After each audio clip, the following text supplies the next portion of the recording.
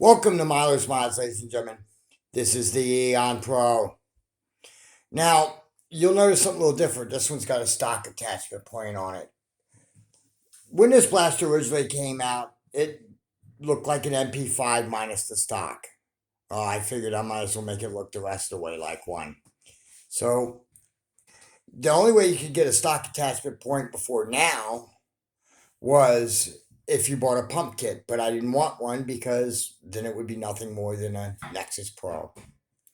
So I waited around, and Joshua Frantz from Frantz Foam Works, he got a hold of the files for this stock attachment point right now. He has the files and he is selling these so that way you could do a modification like this.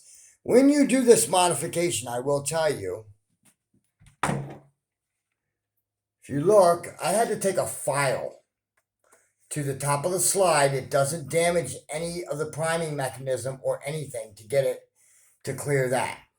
Okay, I mean, it's not a hard thing to do. I mean, it took me about 15 minutes with a file, literally, and it was done. And to do that, all you do is you just pop out the 3 screws in the top slide and take a file to it. I mean, it was really easy to do. It didn't take long at all. And it still shoots pretty hard, just like the regular Aeon Pros do. I mean, I think it's pretty awesome. It does have a nice stock attachment on it now, and it definitely looks like an MP5. My son's going to whack a couple rounds through it, and he's going to tell you what he thinks about it. Milo. Yes.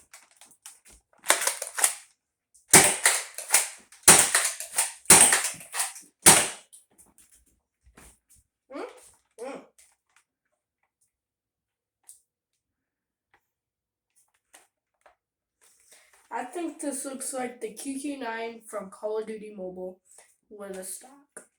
Another thing is, I really like how smooth this is now, instead of it being a little harsher. It definitely The stock does. definitely helps. Yeah, the stock definitely helps. They should have put that on the factory from the beginning, but I understand why they didn't. After all, it was only a $25 blaster.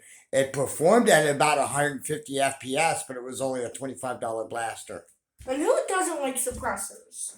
Yeah, and that's actually the suppressor from a Max Striker. I mean, it's not.